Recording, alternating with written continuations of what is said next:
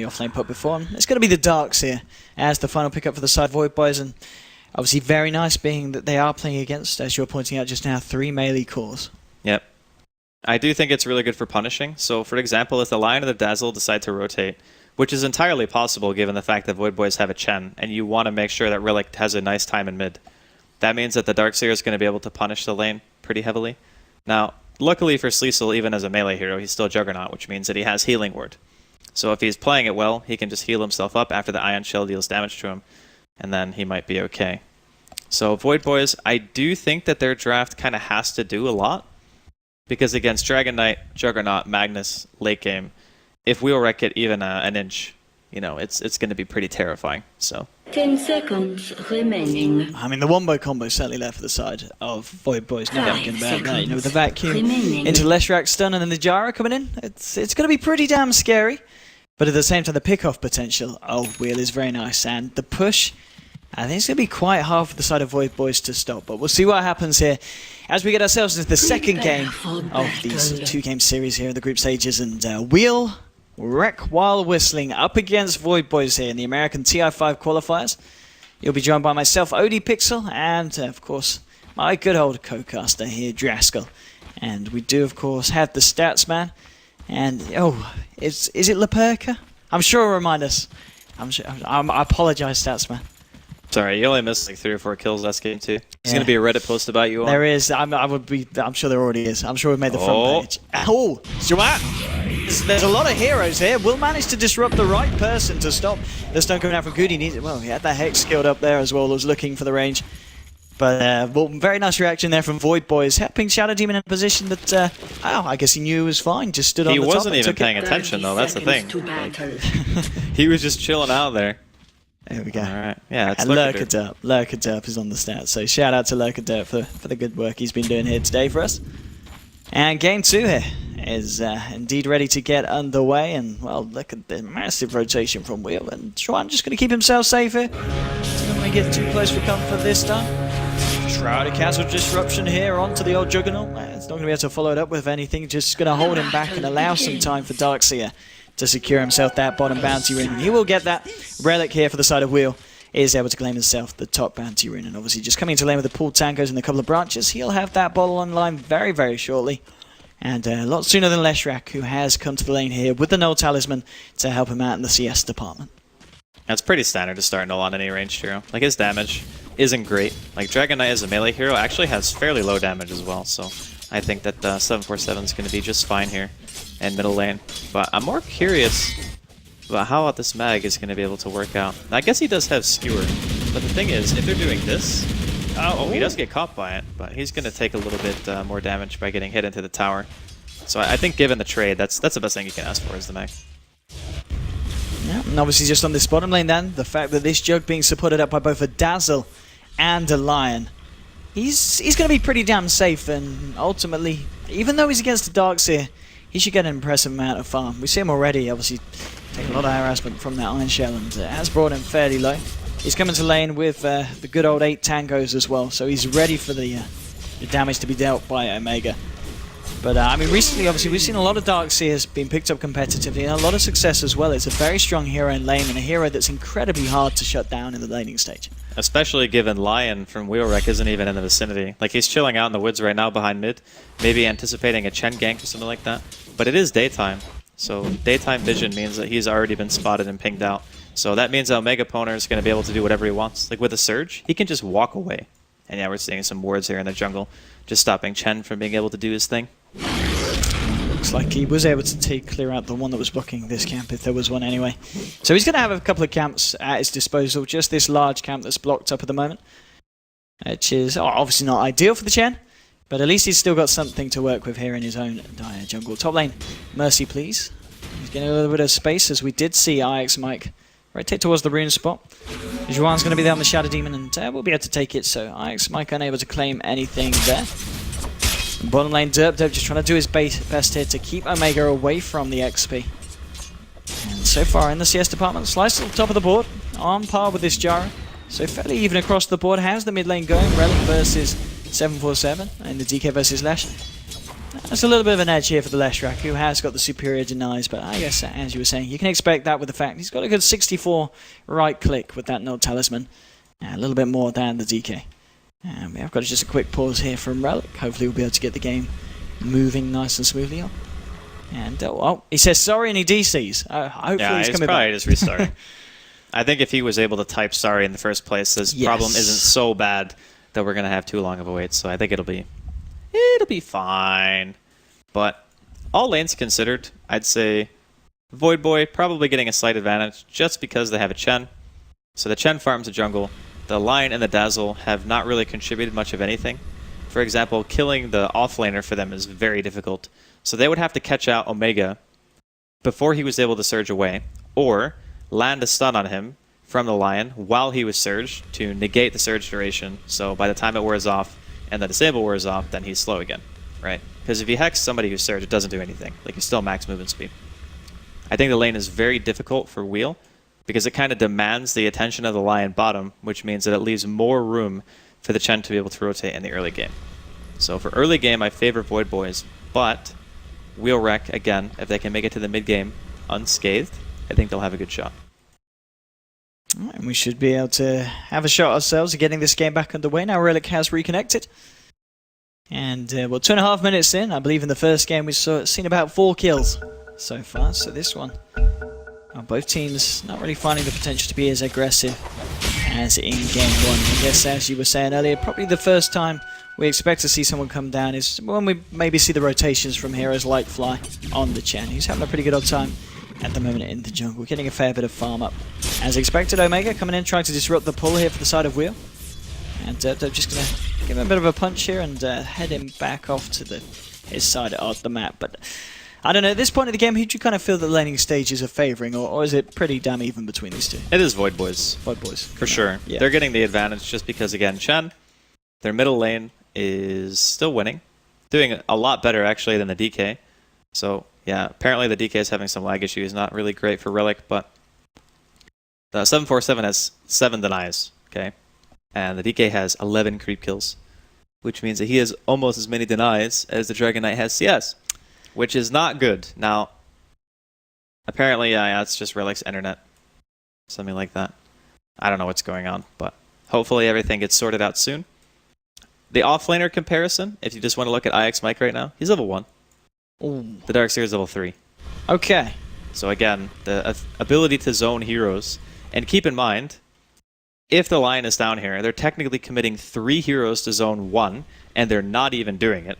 Otherwise, the Lion has pretty much just walked around and done nothing for the first 3 minutes of the game. And there's only one hero who is effectively zoning the mag by himself. So he can stand there. If IX Mike gets disrupted, he eats a rocket barrage to the face, which could potentially kill him with a soul catcher.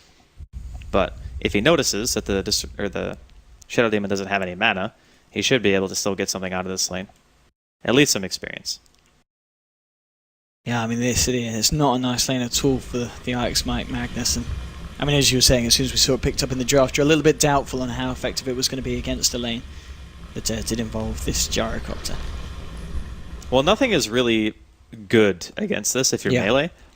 But there's a couple of range heroes that you can pick that are decent. Like, that's why I thought they might go with something like Puck or Tide, because even if Tide gets zoned out in the early game, you can still go back, farm jungle, farm Ancients or whatever with your Anchor Smash and try to go for some kind of blink timing.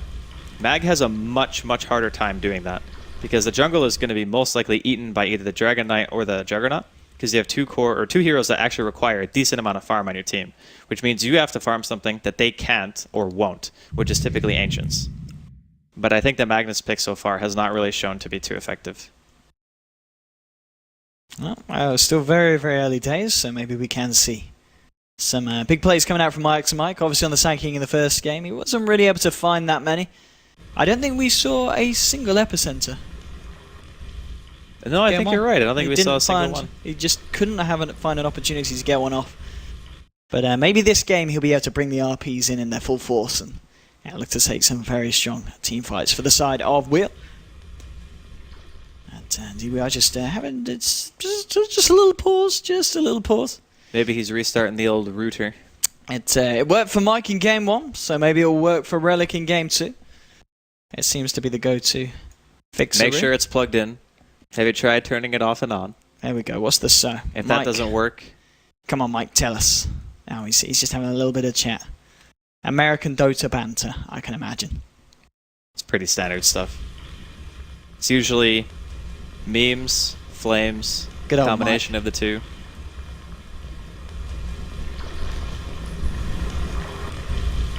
Unfortunate. The Well- woes of a North American Dota player who is too young to be able to do things on their own, still require their parents. Yes, I mean, we don't know the ages of these players, but I wouldn't be surprised if there are some young North American Oh players. god, there are. Yeah, There are a is lot. it quite a It's not young just scene? American either. It's just No, like no, everywhere. no, everywhere. I mean, the one that I'm always, Aloha dance, 17 years, 17. Yeah, that was actually insane to me when I learned that he was Because 17 I years old. just, with Empire, you just always assume, I don't know if it was an age thing, you just always assume, but in their 20s, and then, Yeah. look it up, and he's only 17, and one of the best supports in the world, arguably. So, yes, do bear with us here, apologies for this, and of course, it's worth mentioning there are other streams that you should have open at the same time, of course, not instead of Multi-stream. this, you should stay here, indeed get that old multi-stream running. I believe they are TI5 Skadi, TI5 Sanj, TI5 Yasha, and TI5 Scotty, right? Mango. Mango, yeah. Good old Mango. Is How can I forget the mainstream, Mango? Right?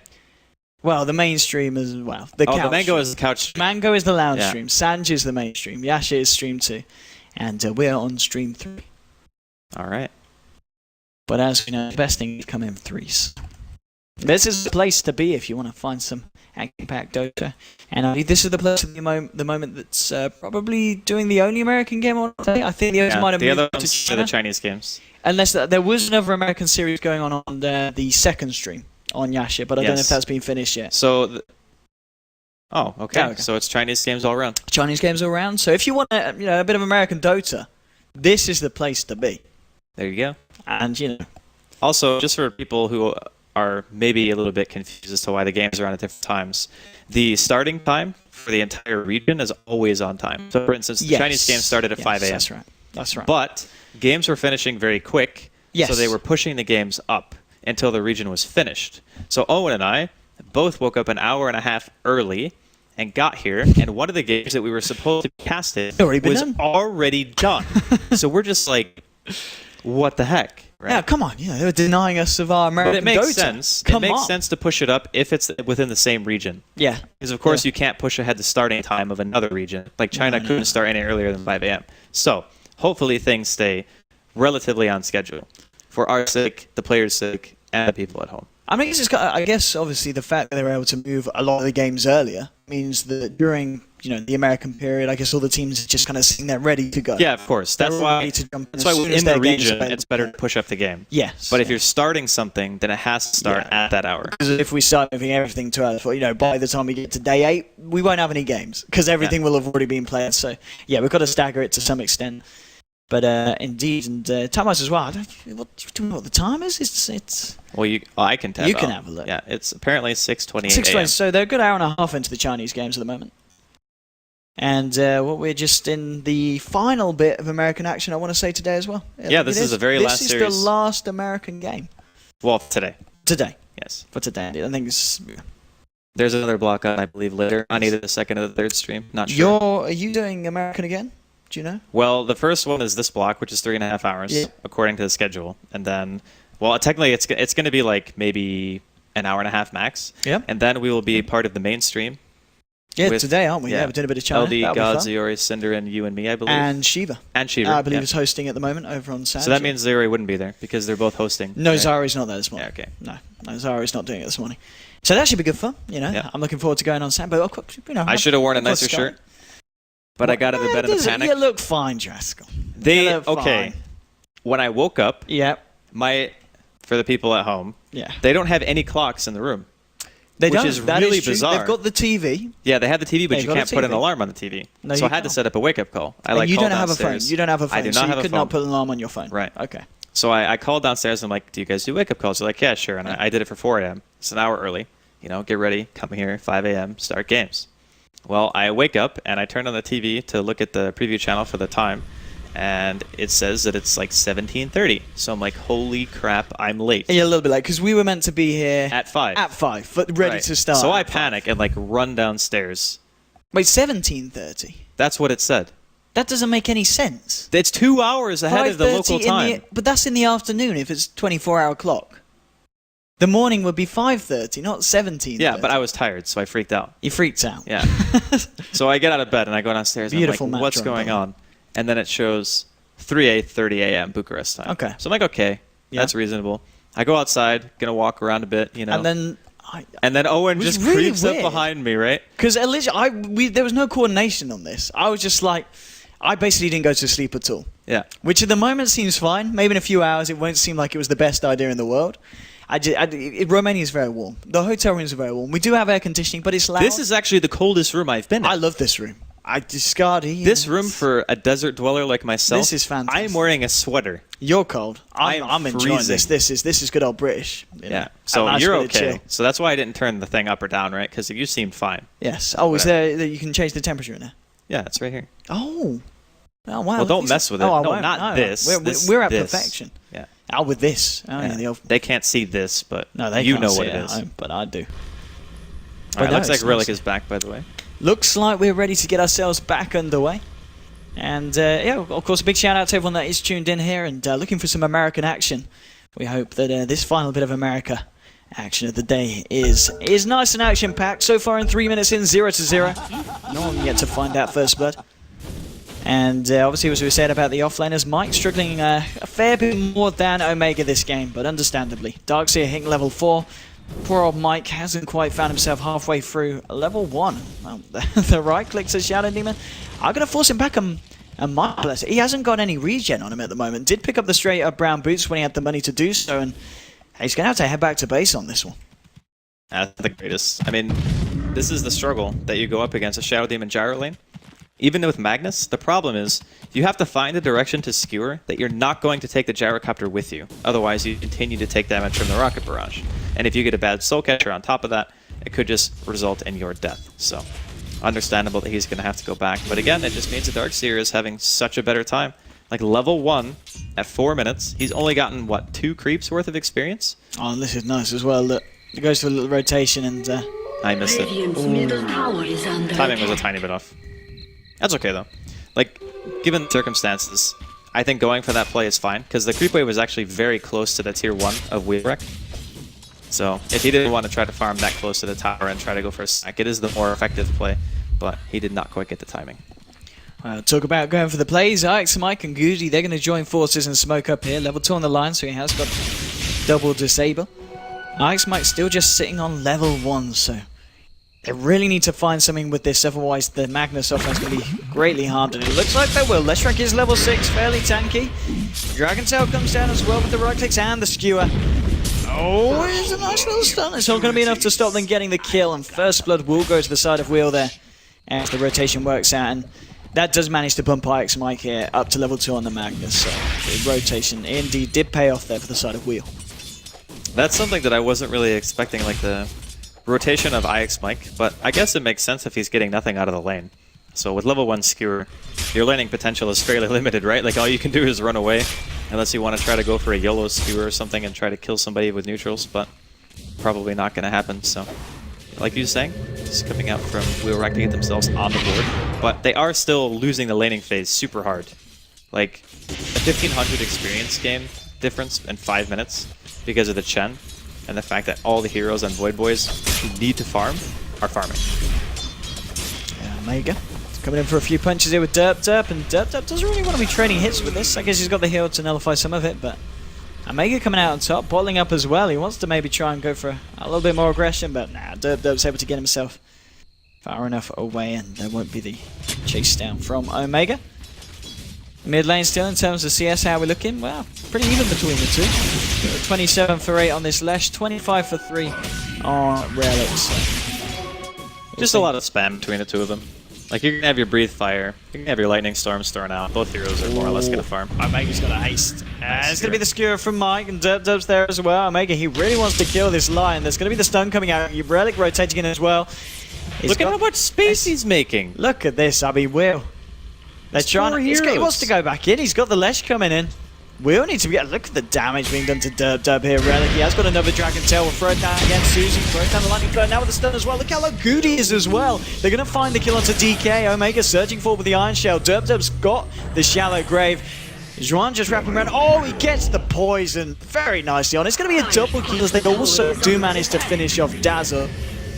That poison doing works, and well, Void Boy's now 3 for 1. The amount of space created by that Darkseer, and then the fact that they were to capitalize on it very nicely. Bottom lane, Slicer will get himself a solo kill onto the Darkseer. There'll be a rotation in from Gyro. Look at his chase this one down. Hasn't got any points to the homing myth, but doesn't matter when you got the cooldown. So he's going to be able to juke it out. He's got a TP scroll, but he's not got the mana for it. Oh, Dub's there to back him up.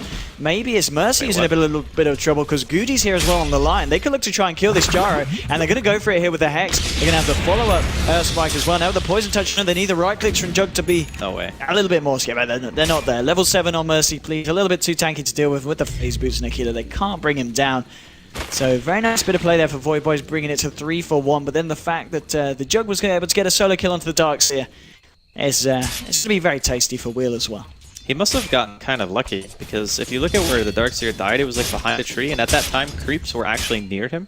So maybe he just got a bit unlucky with the Juggernaut ulti and just ate too many slashes and ended up dropping. But game still pretty even. Void Boys slightly favored here, just because, again, their laning phase is going a bit better. Like, the Chen is the leader on last hits, for crying out loud.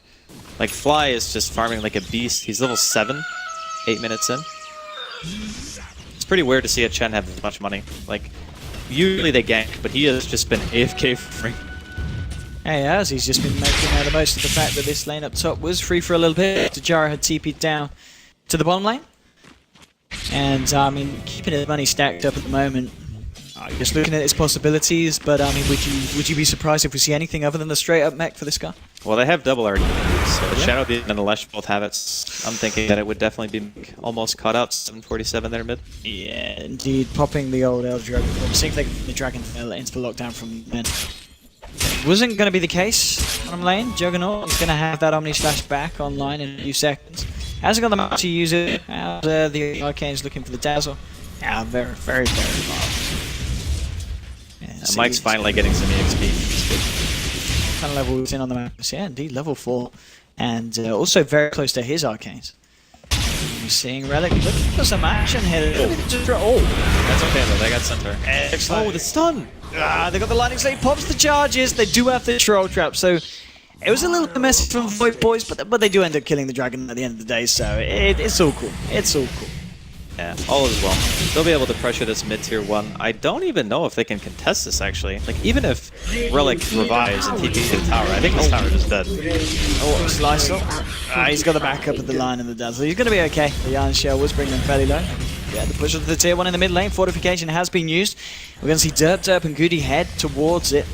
I don't think they're going to be able to do anything about this as it's getting very low. And Will and D go down. Chen able to get himself the last hit onto that one. And yeah, Fly so far, he's got a straight up mech now before the 10-minute mark, so this is looking very healthy for the Chen. I don't know what Whreck is supposed to do. Like, they need a little bit of time, I think, before they're really able to do much of anything. Like, they're going to need RP, but they're also going to need IX Mike to have a blink. That's kind of another reason why I didn't feel this hero was going to be that good in the offlane. He hasn't been able to put any points into Empower because he had to get Skewer to live in his lane, right? So what is the mag giving you right now? He's not increasing your Juggernaut's farm potential. He needs to take farm to be useful. I'm not sure about this. I don't know. We're going to see them wrap around here into their own jungle. Maybe seeing if they can catch out this Darkseer, but really in order to do that they do need to find the jump with the Lion to get the disable or the Dragon Tail. They can get operation here from Void Boys as well. Yeah, it's just maybe seeing the reaction from Raz. Mercy, please, will begin to push in onto this tier 1 on the top lane. Are there going to be any TPs from the side of Wheel to look to defend this? Looks like they're happy going for some action on the bottom. There's going to be an Omni Slash coming through. That was unlucky. But the hand of God's there, the bounce is real, and he just walked right into Relic. It was daytime. Like, he saw him. Oh, dear. I don't know. That was weird. That wasn't great from Omega. You know what? Space, because they got a tower. It is a lot of space. Oh, wow, look at that. 747 time with both Super and Divorce. Highest level play at 10 minutes. Okay. There we go. He has been involved in 4 kills, so that's not really a surprise. 100% kill contribution, highest level. Some correlation there, I'm sure. Radiant structures. And they're just going to go for trading. I mean, yeah, they have Edict and Chen, so trading a little bit faster. They're already TPing back, though, so it looks like they want to get this tower and defend their own. Well, they could try and find a jump in here with the vacuum to set up something. They've got the cooldown available, of course, on the gyrocopter. He's working with those drums. Muskeman has to be picked up by Slice, so cooldown will come down. Will find the slow onto Derp. Doesn't look like they want to quite chase this one down, but they do end up defending this tier 2, and of course, as we saw, claiming the tier 2 off the side of Wheel. So all in all, a trade going very nicely for Void Boys there. Yeah, Void Boys continue to look really strong. I think they just continue pushing tier 1s. The 5-man from Whreck is pretty mediocre right now, especially knowing that Omni Slash isn't up. Maybe they go for a pick and push. They could even do Roshan right now if they wanted to. Fighting inside of the Roshan pit for Whreck is so hard. You have to fight against Darkseer, Gyro, Lesh, Chen with Mech, and Hand of God up, most likely. Well, I guess the Hand of God was used, but they're still going to be able to apply some pressure this tier 1. It looks like once more Wheel they're going to be happy with looking for the trades. The ping's coming out here onto the middle lane tier 1. They'll look to try and claim that for themselves. Void Boys, they have cleared out the spot on tier 1 and they're going to TP back up and continue to push. Maybe they just look for the wraparound here as we see them heading. No, there's going to be a TP back from the Darkseer. And now a very aggressive TP from the Jarg. So that's going to be enough to just scare Wheel back straight away. And they won't be able to find themselves at tier 1. They surge up the troll. Maybe seeing if they could get a troll trap initiation. That's not going to be the case though. 4 for 3 at the moment, 13 minutes in. Let's have a look at the individual heroes' net worths as well, and it is fairly even across the board, and arguably, at this point of the game, things looking a lot better for Wheel than they did in game 1 at this point. For sure, comparatively they're doing better. I just don't know if it's good enough, you know? Like, they're applying pressure to one, got some power going, which is corrosive, but the Chen trade, or the Roshan trade for the tier 1, I think that's definitely worth it for Void Boys. Yes. Because off the back of this, Void Boys, I mean, they're pretty much ready to go. With the Faith Drums on your Gyrocopter, they make 39 gold as well. On top of it all flies Chen. Whreck working towards that Bloodstone there. They're looking in a very final position to really pressure against the side of Wheel. IX Mike though, 2,000 gold in the bank. He's very close to that Blink Dagger. Blink Dagger on the Magnus. The potential for big plays are going to be ready and waiting for the side of Wheel. He's recovered quite a bit, actually. He really has. I mean, in comparison to the Darkseer, how's he doing now? Level 8. And closing in on the old Blink Dagger. He's on the same in terms of XP, and this is with a Darkseer as well, who's known for being able to farm very, very quickly and proficiently. So, I guess it depends nice on... from Mike. It really depends on the initiations from Whreck. Like, can they find that really good RP opportunity when Void Boys are going for a push? Because having an empowered Juggernaut with Omni Slash and an RP can just end a fight, right? So they always seem to draft a composition that can win, even with the bad laning phase, which is great, because they always lose their laning phase from what we've seen. Like, both games they've lost it to Void Boys. Now it just comes down to the plays. Can they find them? See the entire side of Void Boys here moving towards the mid lane through the Radiant Jungle. And at the same time, Wheel, they're just waiting here on the high ground. They're going to smoke up and they're ready to go. Blink Dagger on Mike. They're going to throw down the defensive weave. This could be a very nice opportunity for a big RP. Void Boys relatively grouped up here.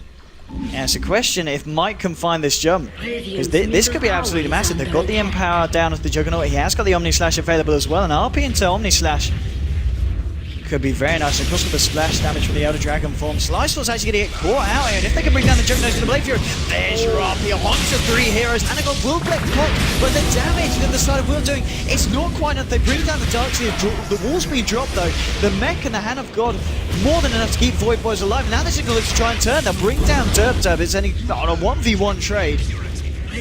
And it doesn't look like either side will find any more, so regardless of the fact that Mike found a very nice initiation, the fact that he didn't catch the Chen and the Chen was still off, available to get off both of the heals in the form of the Hand of the God. But they just couldn't do enough. They could not do enough. Yeah, you pretty much said it perfectly. Chen needs to be in the RP. Yeah. Either that or somebody else needs to find a way to disable him. Yes. Or you force him to mech and then Hand of God in another way, and then you have RP to back it up. So the health offset that Void Boys had was just too much for Whreck. Now, I guess pushing them off the tower is still a technical win, right? Because you didn't lose your tier 2. and then you can maybe go for a tower yourself. They're going to be able to take this tier 1 here in the mid lane. More money here for the Juggernaut, who's got the Masker Man, who's facing Yasha. Coming up to 1k, and he's top of the net worth at the moment, Slicel. 7.3k here for the side of Wheel. He's got the Empower going now, so... Yeah, the farm's going to be great for him. I mean, look at him clean up these ancients very, very easily. It's only level 1. I think he probably leaves Skewer at level 2, just to make sure that Slicel continues his farm rate. Because I think that's going to be one of the most important things going forward, since 747 has a Bloodstone already, and then the Gyro is going to continue farming towards BKB. If the Juggernaut can have very fast item progression, then Void Boys probably feel some emphasis on being able to push. Now there's only 15 seconds or so left on this RP. The question is, can Mike find the target that he's looking for this time?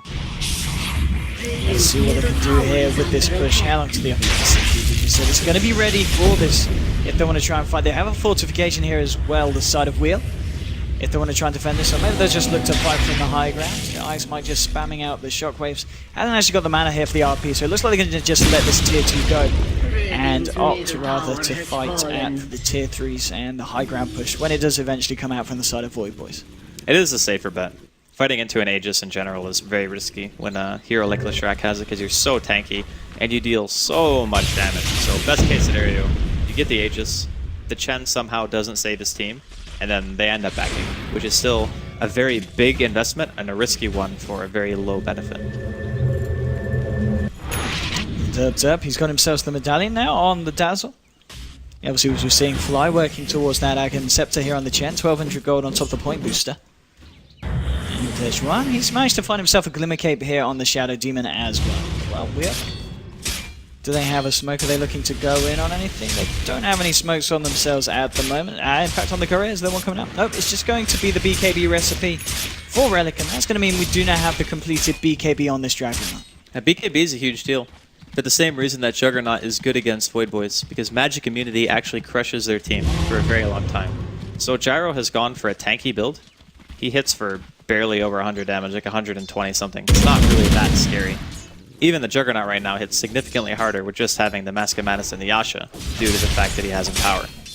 Everything considered, I would probably say that Whreck win this late game, pretty handedly even, but they still need to be able to stop Void Boys from going high ground for a little bit longer.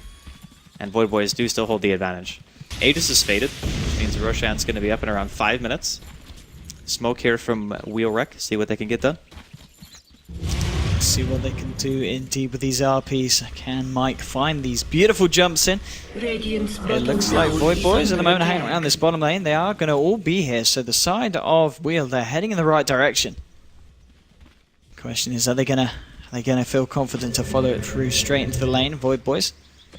They're backing up. They're hanging behind the tier 2. They know something fishy's up, and with the aggressive warning here from the side of the Dire, there's no doubt that they might have even caught out that movement. I mean, look at these 3 walls the Dive got down. Very nice warnings.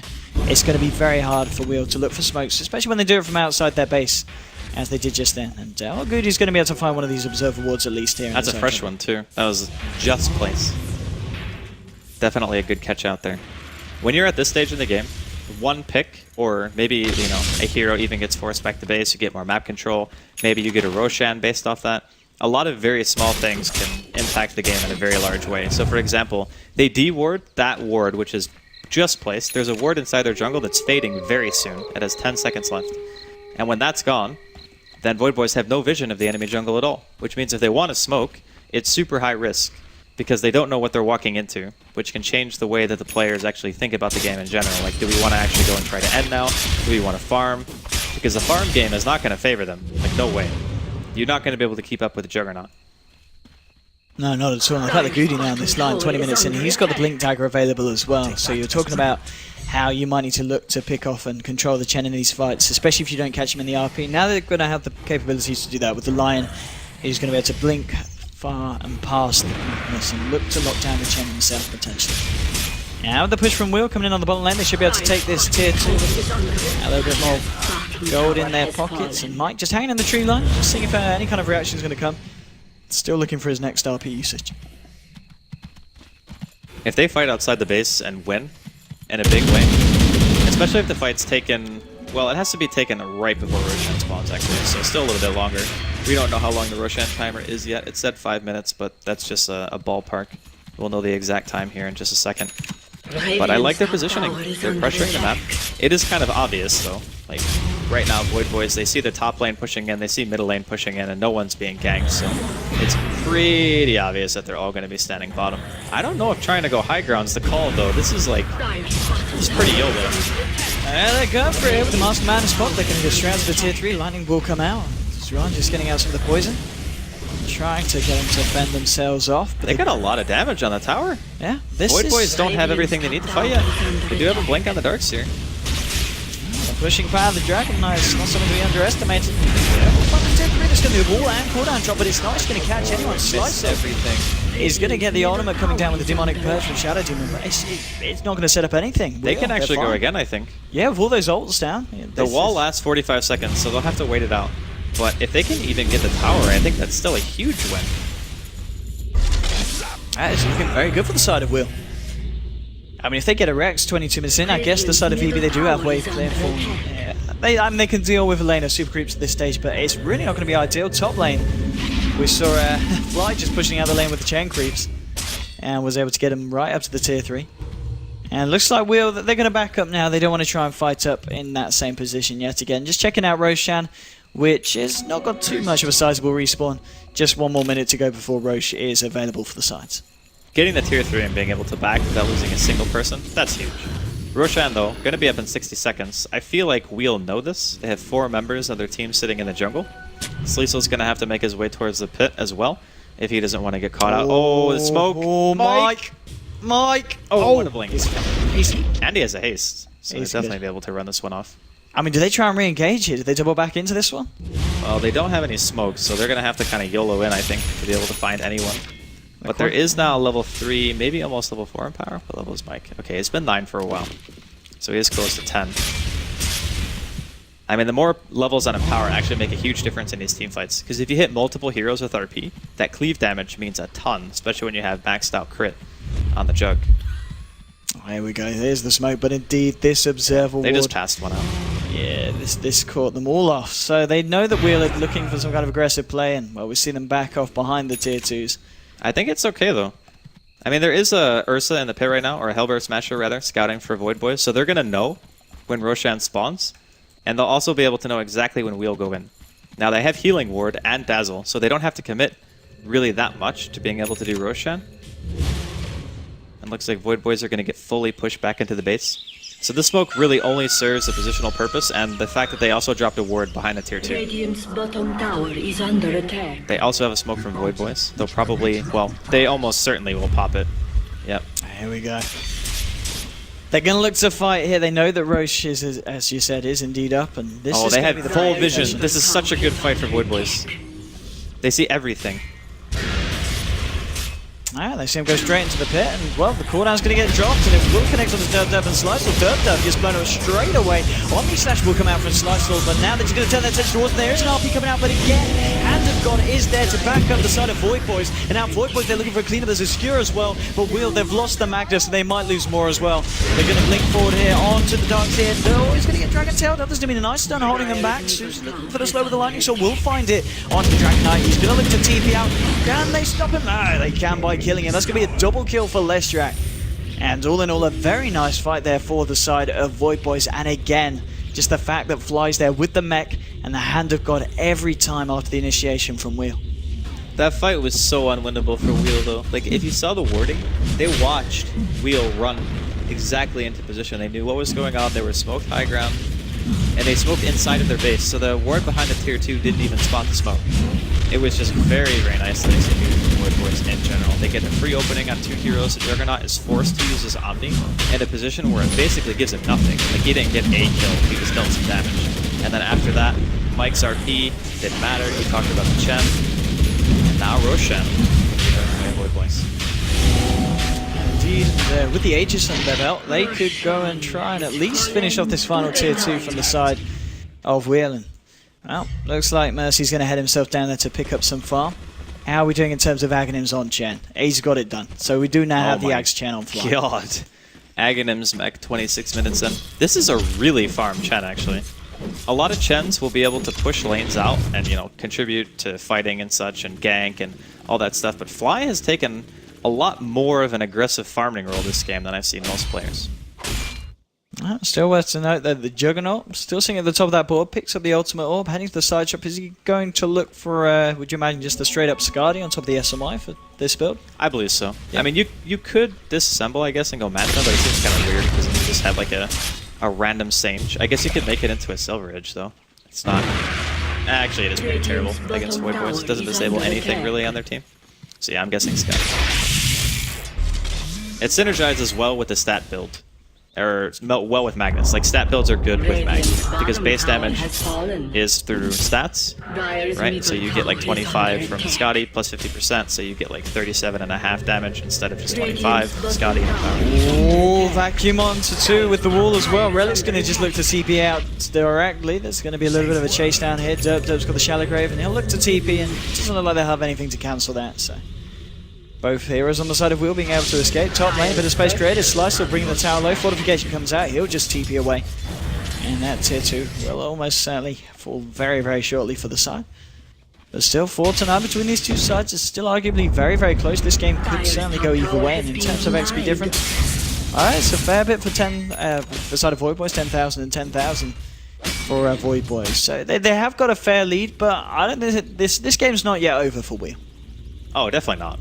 When you go high ground, then it's over. That's a position in the game where Mag is probably the best, and a lot of these AoE-centric heroes have the most potential for high impact because the team, their positioning is very likely to be bad when they're going high ground, especially if they start committing to a fight. So IX Mike has actually gotten a lot of really good RPs, like 3 heroes multiple times, which is great for him. Unfortunately, he's never been able to find Fly.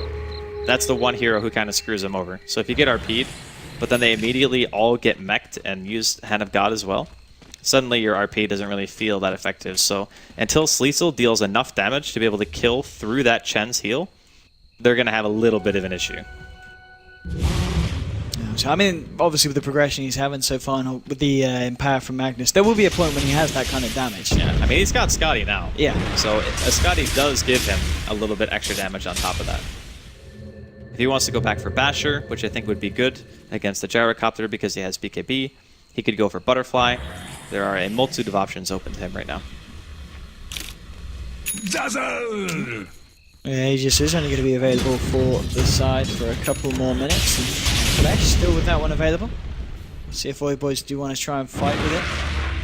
And yeah, as you said, this is both teams hitting some pretty nice items. Slicer with the Skadi. I mean, the Darkseer's progression, as I kind of expected, it's been pretty much undisturbed. And with the Crimson Guard, Blink Dagger, 1200 gold on top of the Midas as well. This is a greedy but a very impressive looking Darkseer for my mate. When you're ahead, buying Midas is almost always good, especially when you have a team composition that's been able to effectively pressure the map. I mean, they've gotten all the outer 2 towers. I guess Void Boys have almost lost all of theirs as well, and their tier 3 in the bottom lane.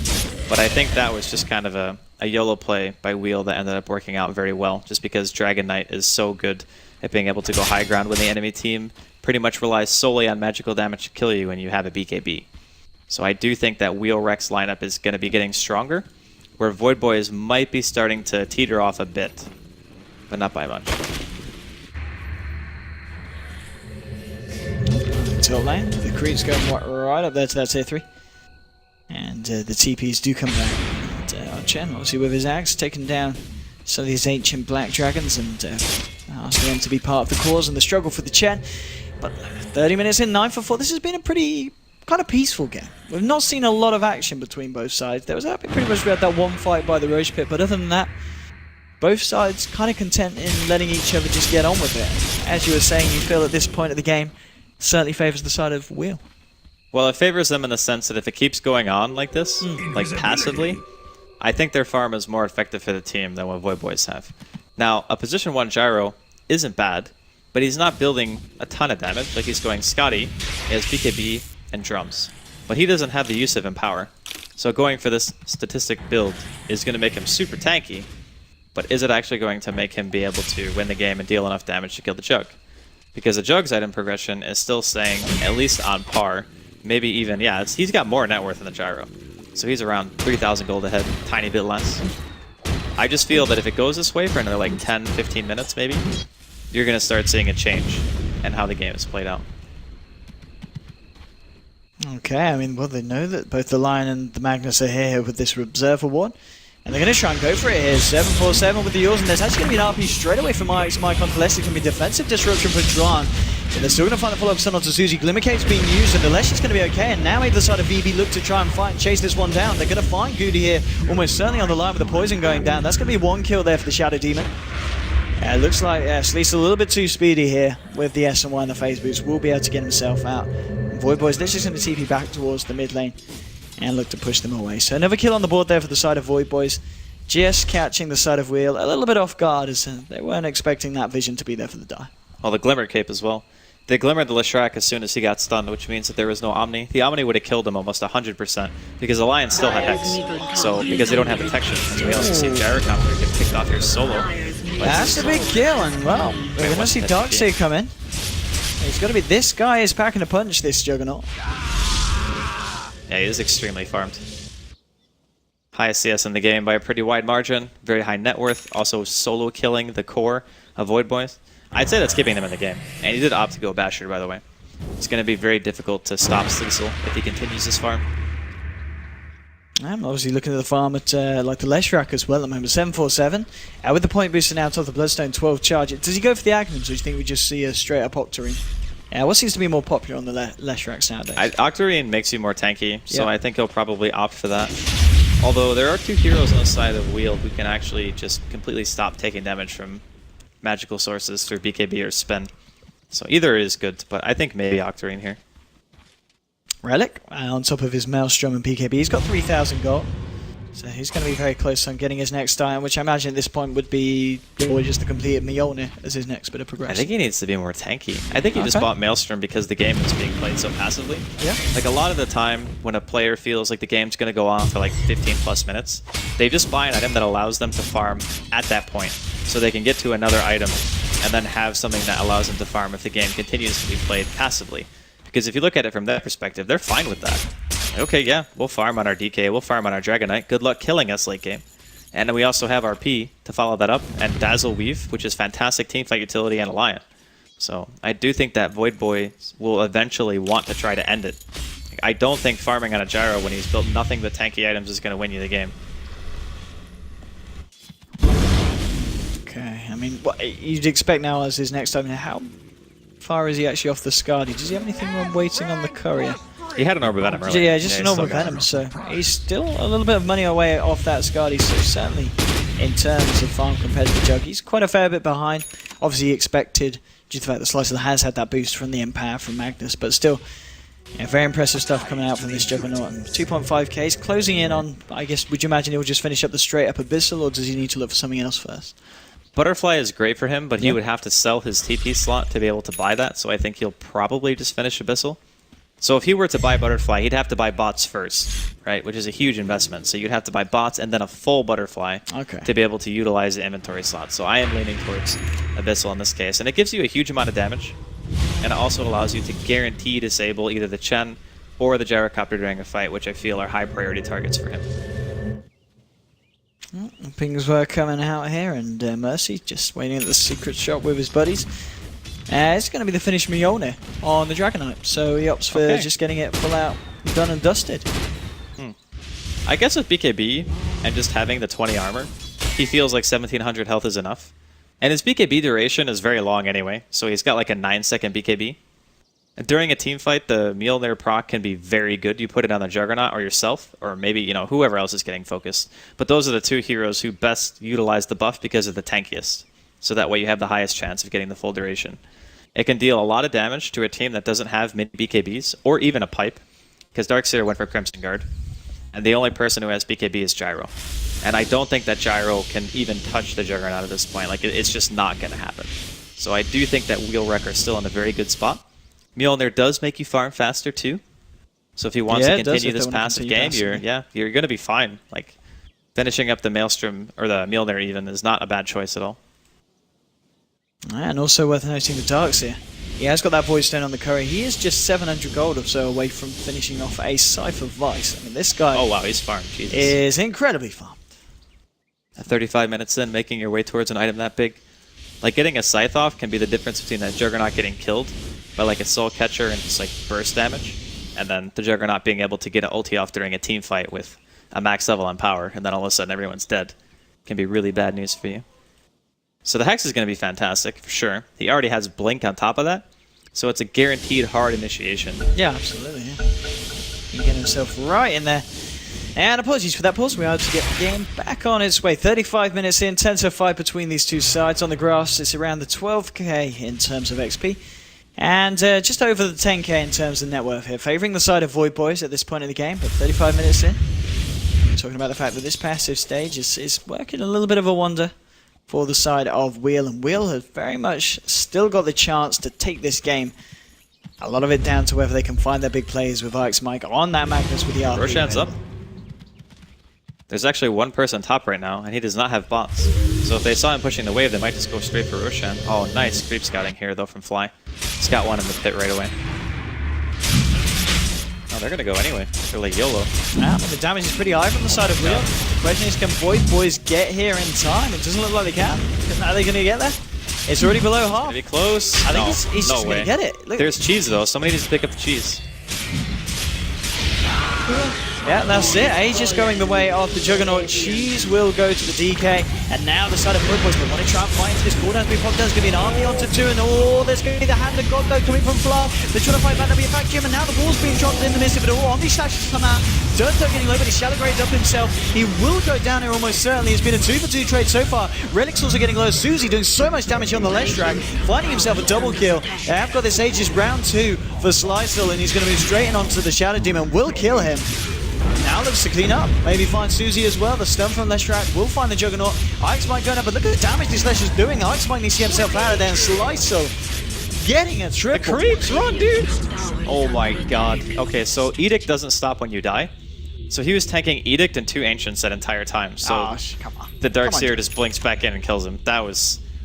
He should have just ran. I don't know why he was standing there. Well, it looked great for the Void Boys, then it looked great for Will, and I think after that you'd probably say Void Boys, they'll be able to come on top of that one. Taking the Aegis straight away from the Jug. Cheese was also used in that fight to no avail, and Void Boys arguably winning a fight that, well, Will had every kind of tool to take at that point, and Void Boys just getting the superior jump in. And Void Boys far and away won that, like not even close. Sure, you took the Aegis and the Cheese away from the other team if you're Wheel, but that was supposed to be able to give you more. Like that was just a denial play now. And you also gave away your core, who didn't even have to die. The way that Sliceal played that fight was very clean at the start. Like he placed a healing ward on high ground, which ended up doing a lot of work for him.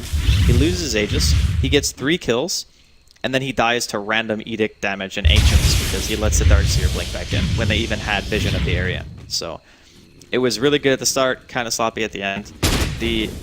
I don't think the Juggernaut was empowered when he Omni'd either. I think it like just wore off or something, because it didn't feel like the Omni did that much damage. Maybe he was, I don't know. It was just a very chaotic fight in general. That's your Abyssal Blade.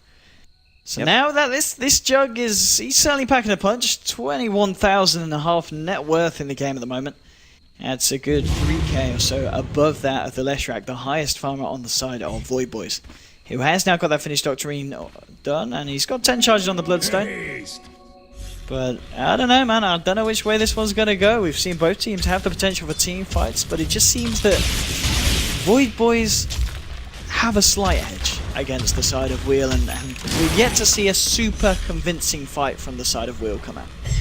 I think a lot of what we've underestimated here too is the Darkseer. His illusions make the Omni Slash so crappy. So for instance, if you get like 2 or 3 people in a team fight that get vacuumed, all of a sudden you have 3 more targets for the Omni Slash to hit, which means less damage taken overall.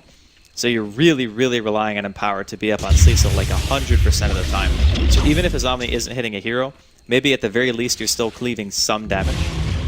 But I do agree that the Void Boys, they're still looking really good here. This Slash is gigantic. Like he's working his way towards what I am only imagine is going to be Shiva's. Yes. And then once that's done, he just walks into the middle of Wheel. Their BKB duration and the DK is getting a little bit lower, still 8 seconds.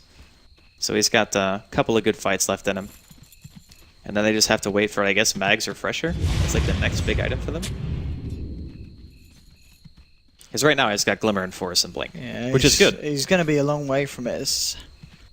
I don't know. It's certainly looking like a tricky one for Wheel. I think Void Boys have got to the point where they're a little bit more comfortable. I mean, Jara now smoked up with the rest of the gang, coming down this mid lane.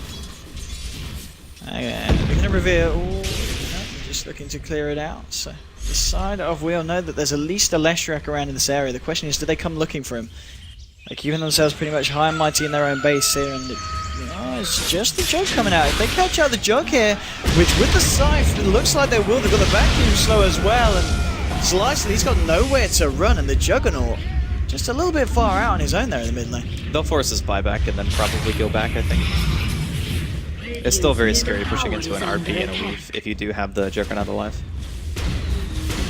Hey, so much sun grab for buyback here. Void Boys want to try and pressure it. Now done top up, it's going to be the Skewer and Hex onto Susie.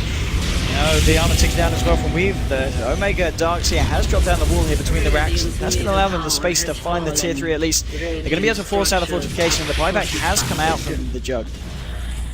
Now, what can they do to stop this one with Relic? He's got the Dragon Tail available on the Elder Dragon form. Does he want to go in onto Susie? Susie will just back up. There's going to be the disruption thrown down, and Mercy gets the arrow. He's got the Glimmer Cape, and Ice Mike looks for the RP that was cancelled by the Cypher, and he has still got it if he wants to go back in. He's been Glimmer Caped up.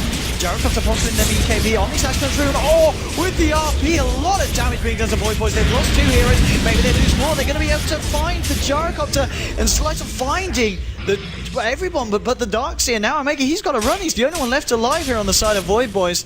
They'll turn their attention to the Black Dragon, and, well, Void Boys just hanging around a little bit too long for their own health there, and the fact that they lose everyone but the Darkseer, you can't underestimate the power of the RP into this Jug.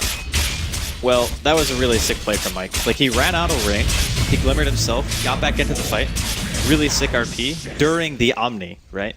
So everyone is stuck on top of each other and getting Omni with Empower at the same time. And that's the kind of combo play that you're looking for with this draft in the first place. Everything went perfectly for Wheel, and I did think that Void Boys were just going to back. Like, if you force the buyout, that's good enough. Like, just run. You get one pick, you then win the game. They already showed they can kill Sleezel, even with the amount of farm that he has, if they get that Blink Hex. So, a little bit surprising that Wheel end up getting that good of an engagement when Void Boys had every opportunity to just bail. Off the back of that, they're just going to back up here. 13-16 at the moment between these sides. And Darkseer now just trying to work towards what I'd imagine is a bit of a pressure door. Got a couple of Ring of Health on himself at the moment. And still looking That's extremely a full heart scary. for Dragon Knight. Yeah, I mean, after that fight, they got a fair bit of gold. He got a straight up few thousand from that. And, well, if he wasn't hard enough to kill anyway before, he's going to be even harder to take down from the side of Void Boys. It does make his illusion a little bit more annoying too, though, because he gets benefit from the strength. So it makes the wall better from the Darkseer, is what I'm pretty much alluding to here. And the same thing can be said with Juggernaut. Like, the Juggernaut's illusion, because he has SNY and Scotty and a baseline crit, the illusions are actually freaking annoying. I think the Darkseer this game, that pick has done so much work. Wait, is he going Refresher? He has 2 rings of health. Yeah. I can only Looks like imagine he's going that's for a 2 Refresher. perseverances, yeah. And, I mean, with the money he's got, he's going to be very close to having enough for it all as well. In fact, with the recipe and the 2 Void Stones, I think he's got enough. No. No, the 2 Void Stones alone is 1750 yeah, gold. So he needs like 800 or 900 more. Yeah, he's very close. I mean, this Darkseer's been having an absolute game so far today. I'm assuming he'll probably still save for buyout. Roshan's going to be up, or at least we're going to know the timer in like 20 seconds or so. Most likely the next point of contention is we're going to have another pause out here. Goddamn Relic. Well, let's see if he goes for the old DC and Reese. Might do. But at the moment, 13-16, after the fact that we saw Void Boys try to push the high ground, the fact that Wheel were there ready with a high ground defense, it's, I don't know, it kind of leaves this game entirely open between the sides, and very hard to kind of anticipate who is going to come out on top. And I mean, we were saying it before, the fact that when the high ground pushes came up out against the side of Wheel, it was always going to be very hard for Void Boys, because the wombo combo is certainly real for the side of Wheel. The combo is the dream, for sure. They don't need it, though, anymore, I think. Like, Cecil has enough farm to where him just being able to stick on somebody is good enough. Like, he might even buy BKB, to be totally honest. Just so, if the Demonic Purge isn't cast on him, he gets to do whatever he wants during the team fight. And his right click is substantially more damage than his spin because he's left it at level 1. And then he opted to max out the Omni Slash. So BKB would be very nice with this type of build against what Void Boys have currently. And then you can just rely on your Magnus trying to get some good RPs. IX Mike has actually been on his game when it comes to finding those. He's asking if he can restart his modem again. Well, what kind of modems are these guys using? I don't know, mean, man. It's North American Dota. People have like 2 tin cans with a string attached. That's his internet. And the fact that we're not paused, is that Void Boys going, nope. We can't have it. Well, I think it's the admin who decides, right? I guess so. I obviously. I mean, we don't have any say in the matter. Like, if they pause, they pause. But they've been paused for a very long time. And I think there's actually a pause time limit. I imagine there will be here for the qualifiers, yeah. I'm not too sure of the rules myself, but there will definitely be some kind of guidelines in place. And we are going to see the pause come out now. Looks like it was Wheel themselves actually pausing here. So, calling for the restart here for the site. Yep. That's He's asking very nicely. I don't know if the admin's even here. He might be AFK. Admin, please. Are you there? He's probably browsing Reddit or something. Are you there, Sonny? Browsing Reddit. Yeah. Take same time as last time we paused for him. So yeah, I guess yeah. But I don't know what the rules are. Like, I don't know how much pause time you actually have. Usually it's anywhere from 10 to 15 minutes per game. Or maybe it's per series. Maybe I think it's per game. But that would even be ridiculous, right? Because then you could pause for 20 minutes between one series. And both teams just seeing if the admins are available. Well, looks like they're going for it anyway. Well, he's AFK, so I guess now's as good a time as any, right? You better sneak it in and sneak it back out before he's here. Before he says no. And you're like, oh, well, we're kind of already DC'd. Yeah, we just came back to the studio, by the way. Hello. In case you guys were wondering. Hello, stream. Hello, people watching the TI5 Scotty. Like, this room is pleasant with a sweater on. I'll say that much. It's alright. I'm starting to feel a little cooler now. Like, I'm kind of looking significantly forward. colder in here than even in the other room. Oh, the mango room is very hot. It's on fire. The mango room is like, whoa. I've not been in the other studios yet. I don't know how their temperature. They're really warm. They have a lot of equipment in there, so we get the chill room. Pretty chill. Yeah, we get the cold room. It's a cool place to be in American Dota. Yeah, it's cool. Literally cool. Not everywhere. All right, both Void Boys and Wheel average over 41 minutes per match. That's actually pretty long, isn't it? That is very long. For this patch. For this patch, yes, it's actually super long. But I think a lot of that comes down to the fact that a lot of the games between like these teams, because they're pretty new, right? Like a lot of these teams are thrown together just to play in qualifiers. They've got a lot of experience. Well, they've got experienced players on both sides. Yeah, experienced players, but not as a team. No. So when it comes to team cohesion, maybe their communication is a little bit off. They might not have the best game plans. Like, it's not even an NA Dota thing. It's just a new team thing. Yes. So any new team is going to suffer from the same issues. And that's kind of why the games are long. Because if a team doesn't know what to do, they farm. Or they try to smoke and it doesn't work and they don't find anyone and they farm. So games have a tendency to kind of stretch out. Or if they don't know if they can end, then they just don't push. Which is kind of the same thing. So for now, we are playing some pause Dota. We are indeed. Yet again here. I don't understand. Like, apologies. His modem is actually made out of acorns. Because how does it take this long? It's You maybe take with the internet his TI cable winnings, out, he can buy and you take the power cable out, and you put them back in. Job done. Job done. No, then you should work in tech support, Andy. I should. Do it very well. Oh, and is your headset on? It is. There you go. Well, it works. Well, how does that work? It was on anyway. But that's what a tech person would ask you. If your headset was on and it works, I troubleshooted. That's see. How you troubleshooting? Yeah. Thank you, Jaskal. You're welcome. That's very kind. They should pay you extra. I haven't gotten any sleep. For being the official troubleshooter here. You said you had 2 hours. I got 2 hours sleep, Andy. Yeah, I'm sorry. Let's not lie here. I don't want to exaggerate. I got no sleep. I don't want to offend anyone. 2 hours. 2 hours. You got 2 hours. Well, that's the last pause. Ooh. Men getting out the rule book here. Rightfully so, because these are big games, you know. Yeah, of course. It's the biggest tournament. Yeah. Biggest prize pool potential. Of any game. Of any game. Not just Dota, any game. Nope, of any game. Yep. This is probably like the biggest kind of qualifier setup that's ever been done as well. Yeah, it is, for sure. Because you got to admit, this is nice, you know, obviously, this is... the setup... Look how nice this studio is, production and crew this are is awesome. the third studio. Yes, this is You know, the third you guys, studio. you've seen the second studio and the main studio, and they're obviously better than this. And this is pretty cool. Yeah, I I agree. like it. I really like the background, I actually. like the background. It looks like we're Neat. saying some kind of spaceship, doesn't it? Yeah, it's like Star Trek Dota. And it looks like that's like an overlay, which Almost, yeah. I'm actually It kind of kinda questioning, pops out, will right? my hand go behind that grey thing or in front of it? Well, it actually looks way farther forward It does, doesn't it? It on the looks screen like than it does if you turn around and look at it. It's really cool. it could be some kind of hang down thing. but Optical illusions. You can touch it perspective on. has been screwed. Look at that. I'm coming out. It's literally like, you know, you're coming. You're ruining everything. Look at that. Some 3D action here. Feels like we're watching Mad Max all over again. Tell you what, TI6 qualifiers. We're going to stream in 3D. 3D. 3D, imagine that. Imagine playing that. Dota 2 What in is the name 3D. of that game? The Dutch game that you guys were playing earlier? Where you write down the names on the pieces of paper and put them into the bowl. And Oh, Shiva had a name for it. It was, oh. I couldn't say the name, so I had It a was very like hard time remembering what it was. All Alright, just don't even try it. It's not- I guarantee it's not even close. My Danish isn't great. Not Danish, Dutch. My Dutch is not yes. great. No. But it is. It's a good game. Yeah. It's good. You didn't play. Well, you guys had even Why didn't you teams, That's cool. so it was like whatever. Well, we have still got. Was there actually? Did they say the time limit on this pause? No. Apparently, It's there's just a number of pause. pauses and not a set timer. Which is a little bit weird, but we're not going to question the rules. You can just pause once, and then you can leave, and just come back in like 5 hours. It still counts as one pause. I'm sure there must be other rules. No, There's I'm probably kidding. like a limit on the number of. Obviously, there's Wow. rules. And as you can see, as we're showing, we do have a pause due to the fact the Relic is having issues with it. Actually what happens when you restart the router, and then you go to the store and buy a new one because your other router broke, and then you come back and install that router, and then that's what you use. Could be what's going on. Hopefully not.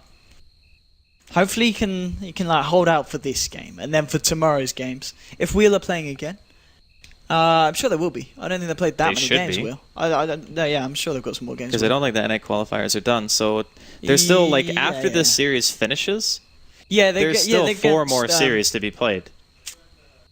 Right? Because Yeah, you have that's- Leviathan versus Wheel, Not Today versus Void Boys, Nar versus Void Boys, and Leviathan versus Not Today. Those are the Yeah. games that will be left after this series is done. Okay, so they've only got to play Leviathan. Or no, wait, for there's this. still Not Today and Nar, unless this isn't updated.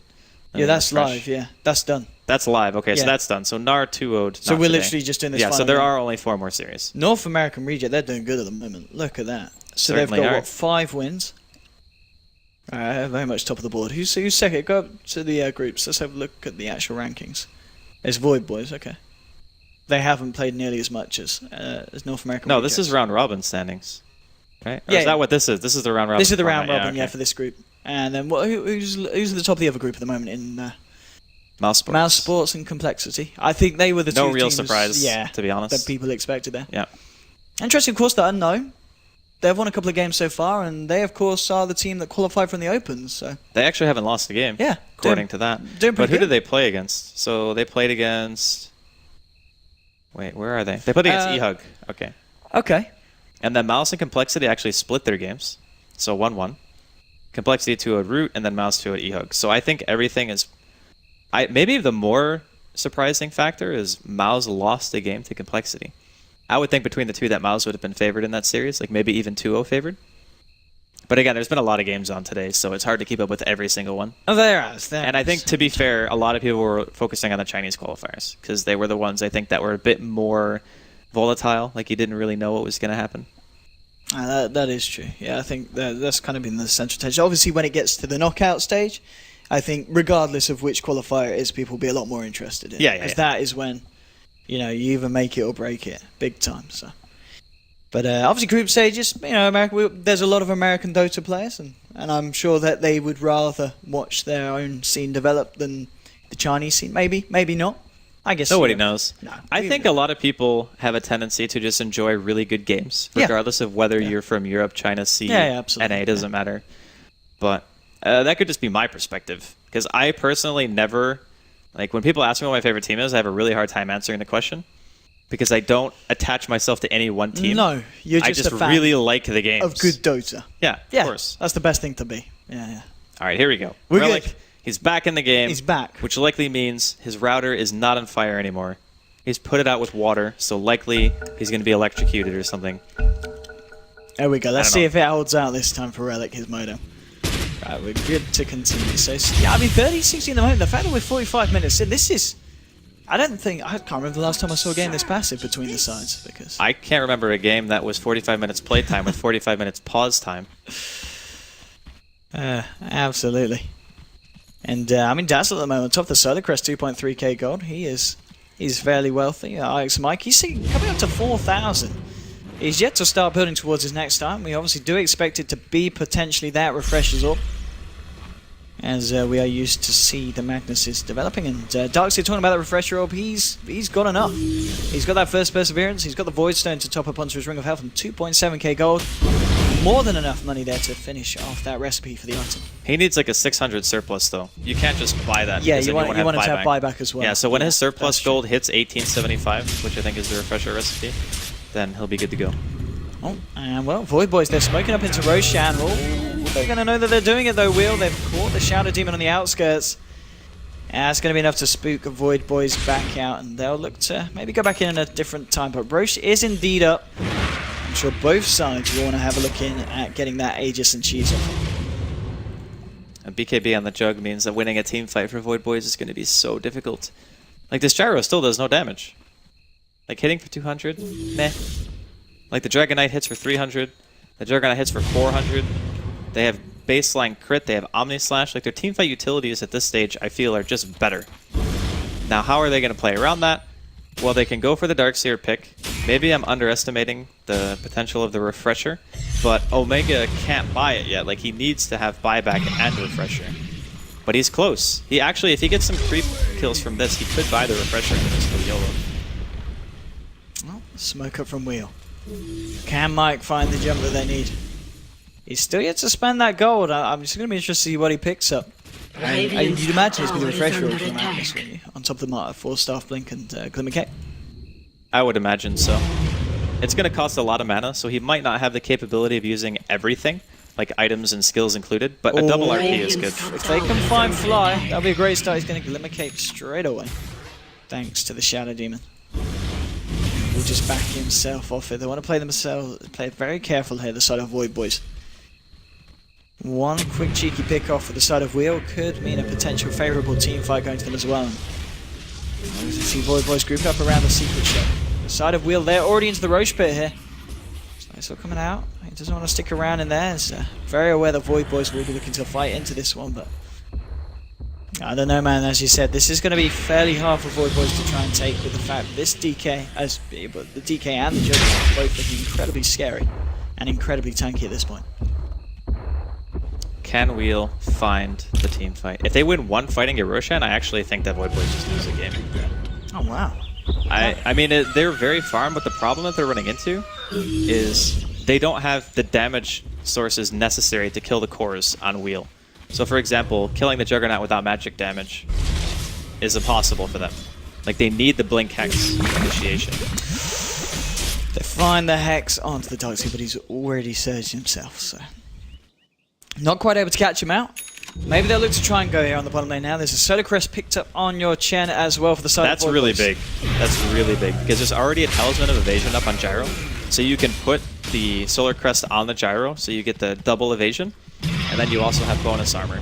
And there's no MKB on the Juggernaut. So that will make him extremely tanky during the team fights, which I think they need. They need a frontline hero who isn't the Lesh. But you could also easily put it on the Lesh as well. Looks like Will don't want to go for this one this time. They're happy just forcing Void Boys back into the base. They can just go for Roche and bait him in. Indeed, they've got the space for it if they want to. Maybe they're just going to hang around and see if Void Boys come out. They Void see Boys, them. yeah. Oh, don't walk up the hill. Too late. Too late indeed. That is a Gyrocopter down. There is a wall being popped, and well, Gyro buying back. Abyssal Blade onto the Chen. They'll find themselves a second kill here.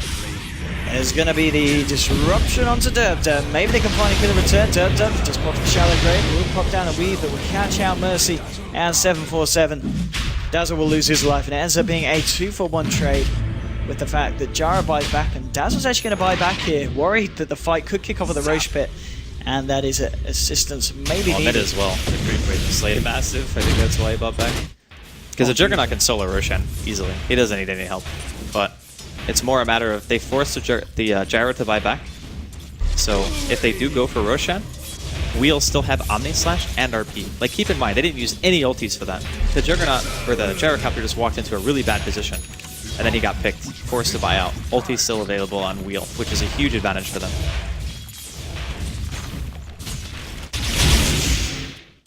I mean, this Darkseer, so with 2.7k gold, he did have the refresh. He did actually pop it there. I don't think we saw him get the second wall down, did we, in that fight? I think it was just... No, he got like one wall, it hit 2 people, and one of them was like a support, so it didn't really do anything. And then I think before he got another wall off, the fight had just ended anyway. So there was no real benefit to him dropping the second one. Ooh, they want to go for Roche here, potentially. Are they going to go give it another shot here on the high ground? He's going to be slotted out by Goody, and the D-Ward will be there straight away. Actually defensively disrupting himself, so he used the illusions to safely D-Ward that of the side of Wheel. Wow, Void Boys, they're smoked up. And they're ready to rumble here. They should have left that ward there, honestly. Like, dewarding that was a silly idea. They knew it was there. They knew it was low ground. They had a smoke. They could have just smoked high ground without dewarding and get inside of the pit and go for the kill right away, and Void Boys wouldn't have known a single thing about it. And there was only one place that Void, or that Wheel Wreck were going to be. Ooh, cooldown will be thrown down. This is going to catch him off. Unfortunately, Malega finds the Hex now. The vacuum onto 2. Glimmer Cape onto Relic, though, is going to keep him safe. Again, Void Boys not being able to follow this one up. Slicer, he's got the Omni Slash. Oh, he wants that. All right, he really does want it. He's not going to get it, though. Question is, does Liesel get rid of his Mask of Madness and go back for another item? I guess you could just sell the Saint and Yasha also. You could go like bots, maybe go for Butterfly, maybe go MKB after seeing the fact that the Gyro has a Talisman of Evasion and a Solar Crest. There's a lot of choices here for Liesel. He's going to have to choose soon. Because he's getting to like that stage where he has so much farm that yeah, I mean, you guys start selling crap. The Dragonaut, he's got 5.5k gold. I wonder what he buys. I don't think he buys AC. It's not really that good. And plus, you don't want to give AC to the Darkseer, because if you get Illusion made of you and you have Assault Cuirass, it gives it to the other team. So maybe he goes crit or something? It's like game damage. He could also go MKB. Wouldn't be bad.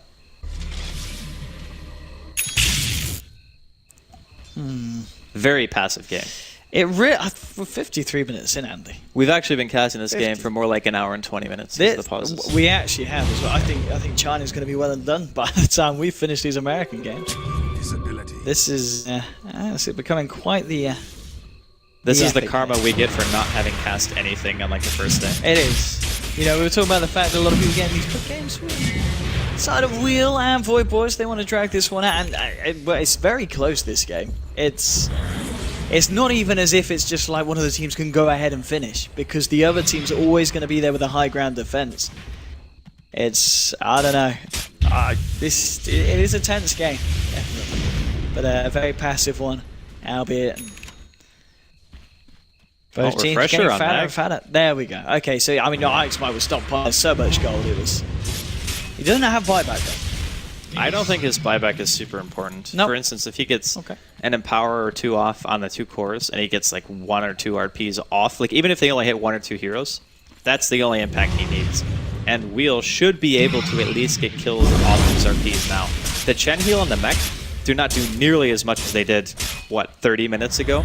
When we first saw Fly have those 2 items in conjunction when they were pushing down mid, and it just completely stopped a 3-man RP from getting 3 guaranteed kills. It's not like that anymore.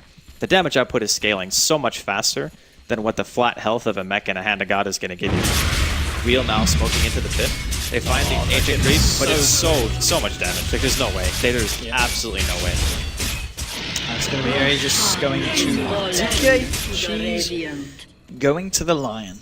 And, well, I mean, this is anytime good to push off. So they've got to back up, though, because both the mid lane and the top lane, the momentum of the creeps is against them. They're still pushing this stuff out. This is going to give a lot of farm to the side of Wheel, and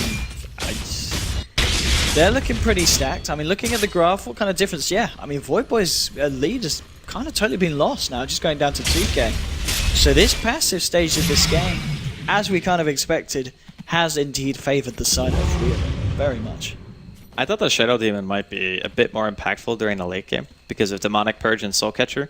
If you use it on Juggernaut when his BKB is active and he has Soul Catcher on, and the illusions are already out. So like, assuming he BKBs after he gets purged, or after he gets disrupted, then it can actually hurt him really badly.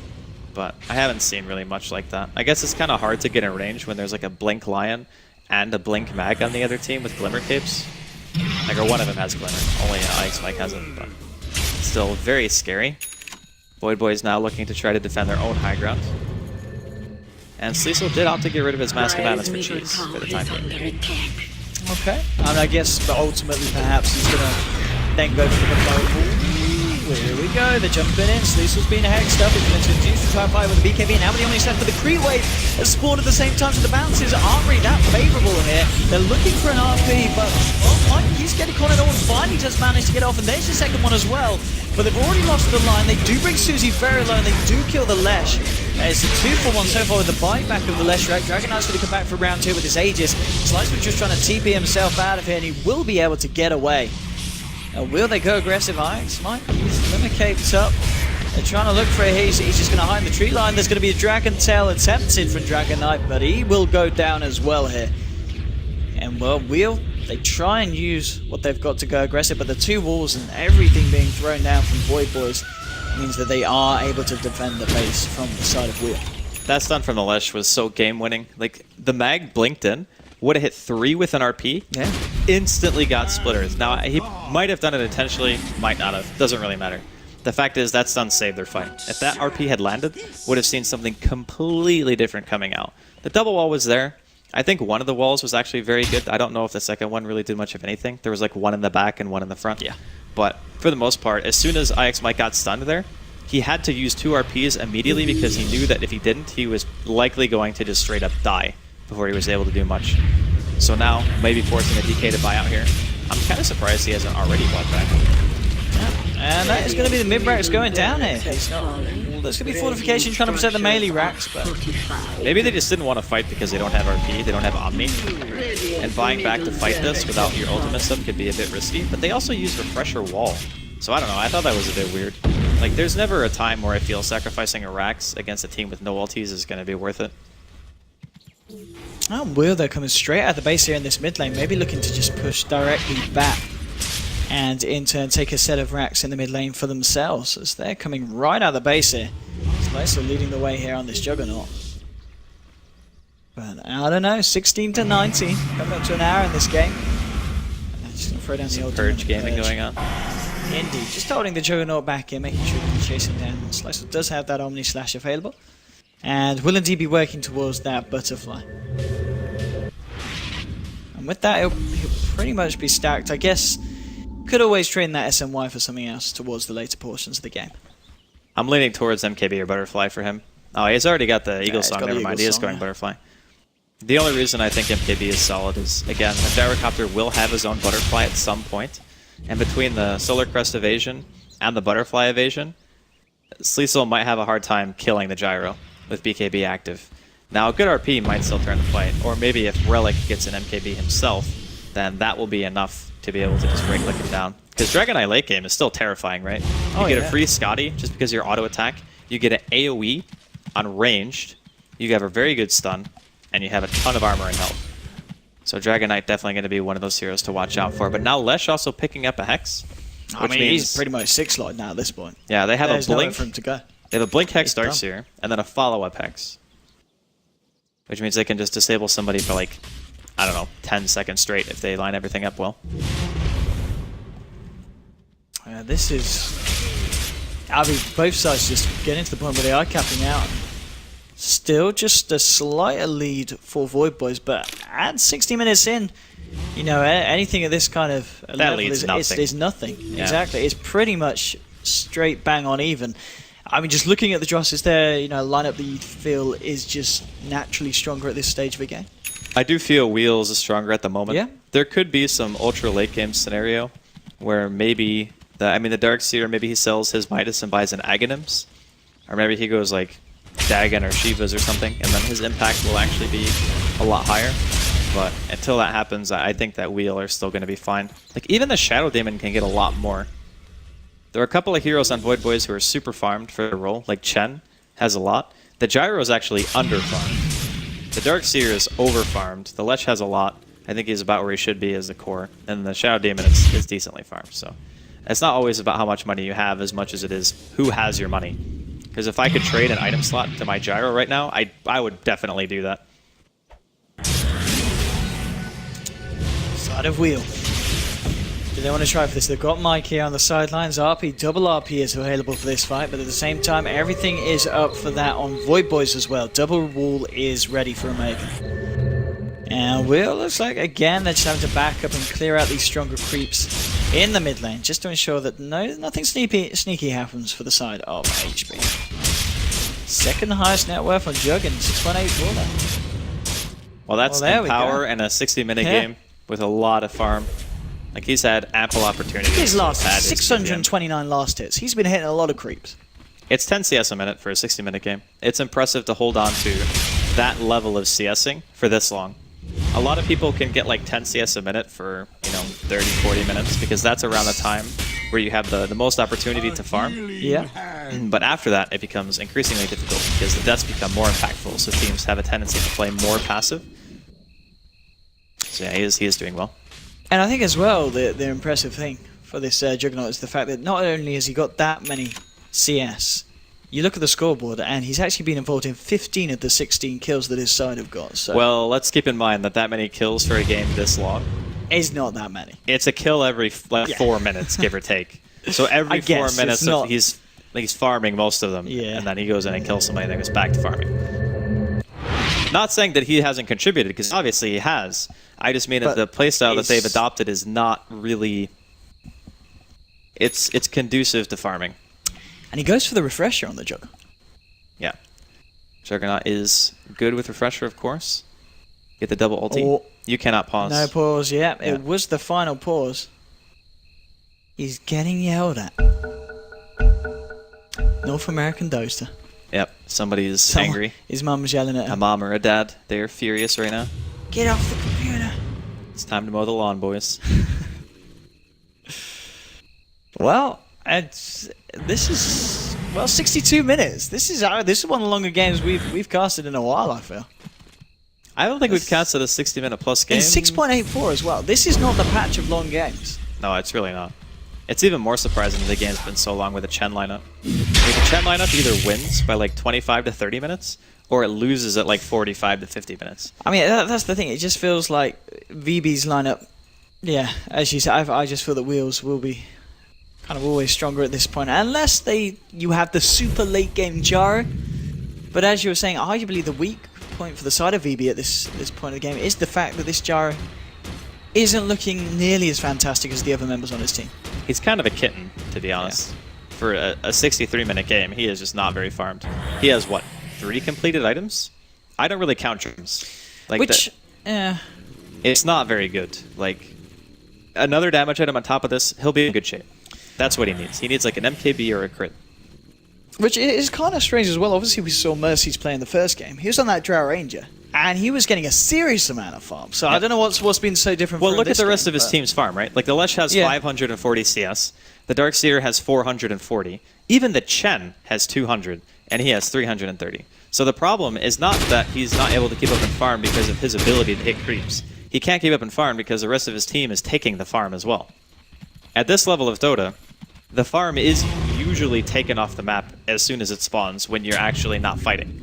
So that being said, it's not like a 2K pub where you're saying, oh, we don't have any farm, and most people just don't even hit creeps. Everyone on that team is hitting creeps except for the Shadow Demon. Oh, Roshan is going to be up in just about a minute, so we'll see if the sides do kick off around here. Relic standing on a very, very tasty DD. Damage. Now, all he needs is a haste. He looks down to mid lane. They are going to yet again have to back up. They might need more than just this line here, because there are some big old crew waves coming in here for the side.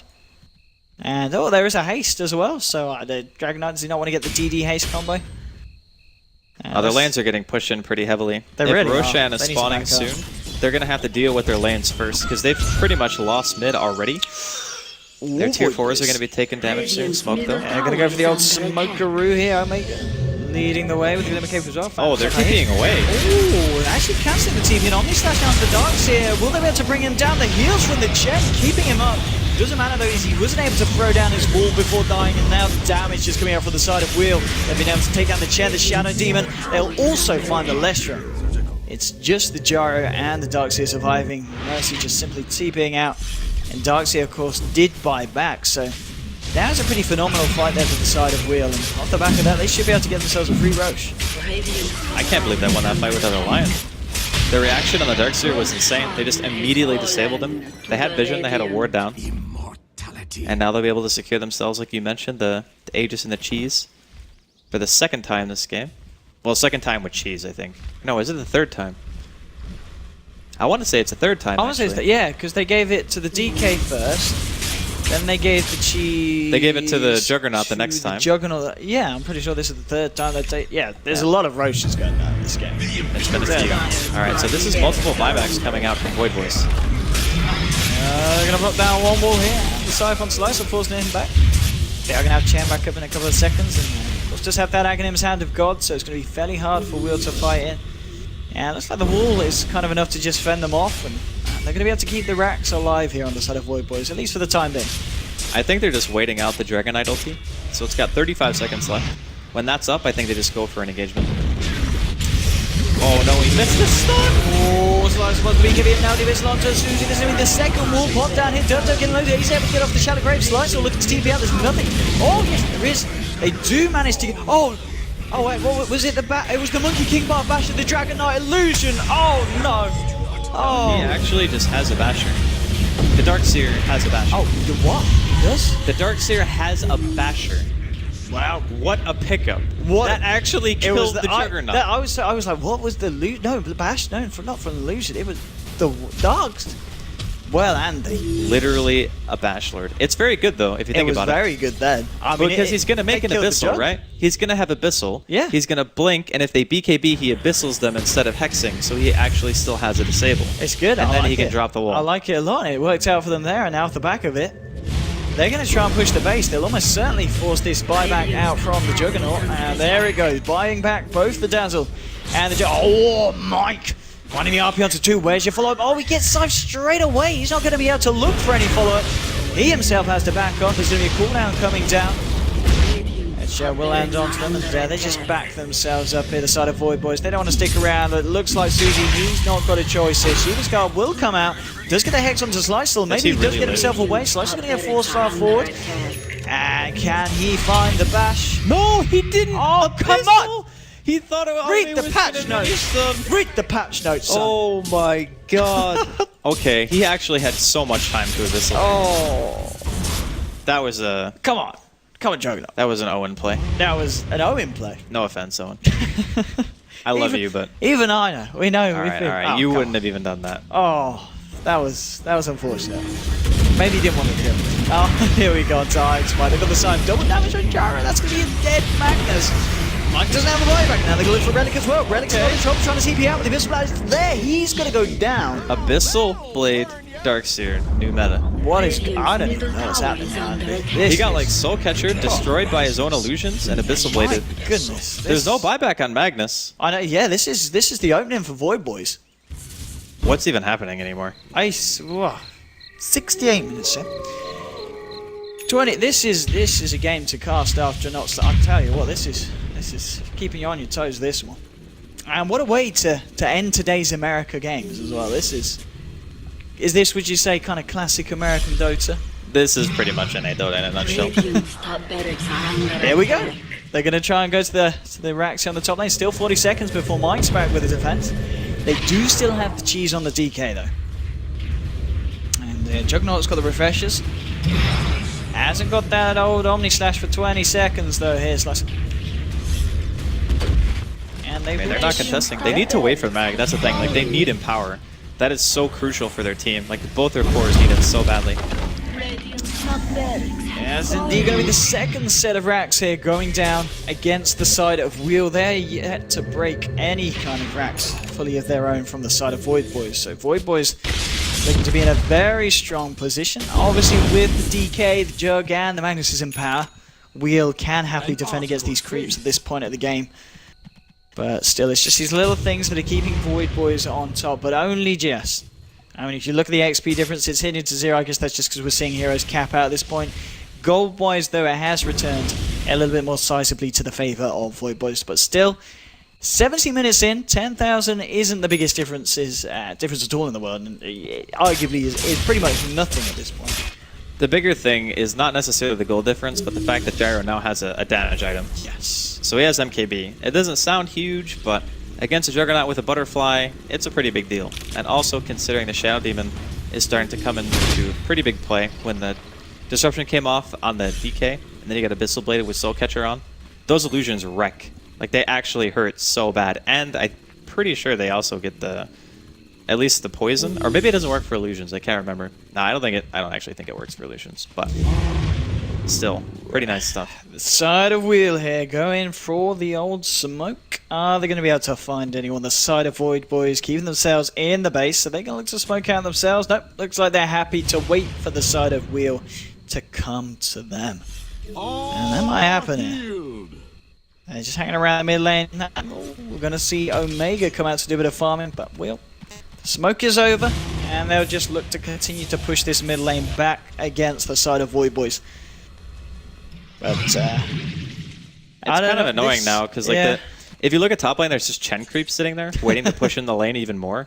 So he can just pull them back whenever he wants, and if he wants to push out the lane, he just sends them down. But since the Raxes are dead mid and top, one hero is going to have to be dedicated to pushing out the base pretty often, which means that Void Boys obviously are in a very good shape because they have not lost a single Rax, which is surprising considering they lost their tier 3 some time ago, like even 30 minutes ago? No, they pushed a high ground at 22 minutes, which means that it was like 49 minutes ago. That was a long time ago. Yeah, that was almost an hour ago. That was like 2 6.84 games ago. Yeah, give or take. We're still going strong here in this one, though. I think they're just going to wait out Roshan. About a minute and a half left before we know if it's going to be a long or a short respawn. I don't actually understand how this Dazzle has so little in the game this long. Like, what's he got? He has 7, or actually, he's got more net worth than the Lion. What's Lion did? The Lion actually, if you look at his net worth right now, he has less than 100 gold per minute. Because his net worth is not 7,200, and it's about to hit the 72-minute mark. So if you divide that, like, just, it's not even 100 gold per minute. What? Okay, so have a look on the stats. Oh, I don't know how the maths is working out here, but it's saying something. I guess it's because that accounts his consumables. He's obviously earned more money. Yeah, he's earned more money, but I just mean like the items that are in his inventory is not even 100 GPM. So that's like the reverse for anyone, not even just support player. I don't know, man. That's so depressing, having 190 GPM in a 72-minute game. Like, most of the time, supports range anywhere from, like, 250 is, like, an average game to 350 or something like that. And if you have a really good game, you might be able to get, like, 400-ish. That's a free Sentry Ward in the pit. Yeah. Oh. Well, Chen creeps are amazing for this purpose. You have 3 Ancients that are just constantly pushing out the lane.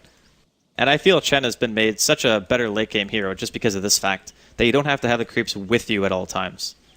It was such a horrible thing as a Chen player to have to try to rotate, and your rotations, if they failed, they were so much more impactful because you actually had to walk your creeps all the way around instead of being able to just TP to a lane and bring them to you. Yeah, like that's a gigantic that was a buff. massive change.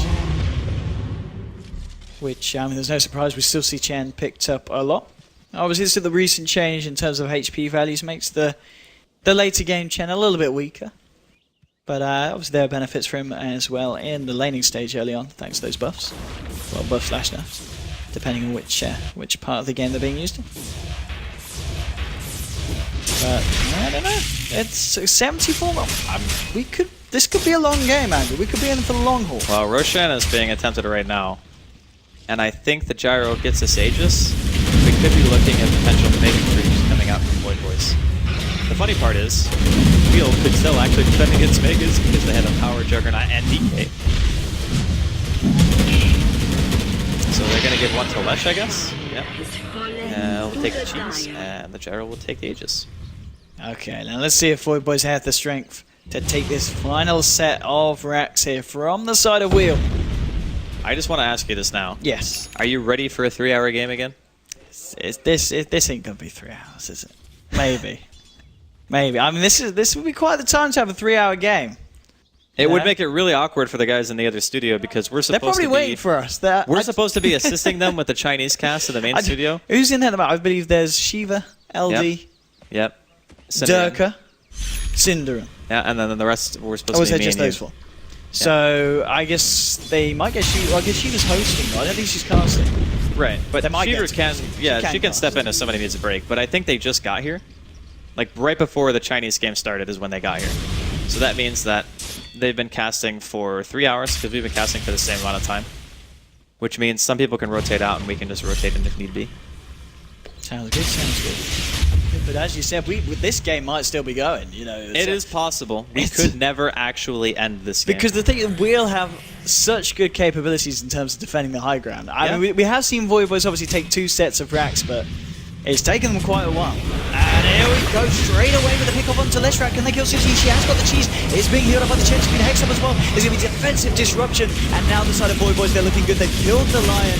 Relic's been caught out as well. There's your RP. Might catch anything at all. And now he's having to back off. There's going to be Shallowgrave off the Dragon Knight. Doing a fair bit of damage. And now in comes the second Omni Slash here from the Juggernaut. Oh, the Hex! Oh, the Hex indeed. Susie trying to find Relic, but now with the Abyssal Blade coming out. Now with the skew, and there's your second RP from Iron Spike. Catching outside the bottom. Look at this damage. Oh, my the power. The Dragon Knight, the everything. Ultra kill for Relic. We talked about the way that Wheel could defend the high ground, and How could they let that happen? that was pretty disastrous for Void Boys. Alright, so I just want to say, Look at it. Everything was dropped. Walls, gems, sentries. They just wheel through everything down. Void Boys tried to throw everything, but I don't know. Just the damage from the Jug and the DK. Once you even just catch 3 heroes in an RP, they're just going to melt because of the damage with this Empower. IX Mike saved that fight. Like, he kind of biffed the first RP, but the second Yes. play that he made totally massive made up skill. for it. So he gets behind them. They even see him go in, and he gets hexed. And then every single person on their boy. team lines up for it, and there's a refresher on his team. And he's also eating the moon shells. It's worth noticing. Yeah, so did the Juggernaut, I believe. Oh, did he? Yeah. He did indeed, yeah. They've both had a bit of a munch. And the buybacks come out from Gyrocopter. They're going to go for game here. Oh, they they're- want to finish they're it. face rushing. They know that there's... Yeah, but the tier 4s are already dead in Wheel's face. They already glyphed. Oh, what? Oh, it's a base race, boys. It's a base race. It's going to be really close, actually. Oh, my goodness. Oh, my goodness. Okay, so I think Void Boys lose. Yeah, they lose. They just got stunned. You can see the Dire Ancient's health here. It's not going down nearly as fast as the Radius. I think Void Oh, Boys it's win. actually so Oh, close. He bought a Desolator in the base. Oh, Desolator. Oh, my God. I did it. Oh, Mike did it. The God. Empower with the DK and the Jug. It was too much. Oh. I thought when they still had glyphs that they were just going to win the game. Oh. What? We should actually look at the score Oh screen my if we can. goodness, guys. Because it's kind of hilarious Look to at see this. these Look games. at what.